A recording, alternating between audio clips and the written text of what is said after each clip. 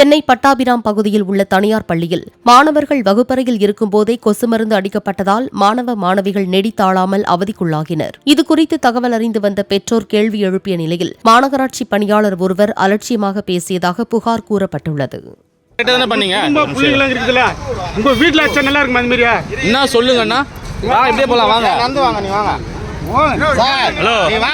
குழந்தைங்க அவ்வளோ பேர் 200 பேர் நிற்கிது மூக்க மூடிக்கிட்டு தோதனை இருக்குது. என்ன வேணுமா?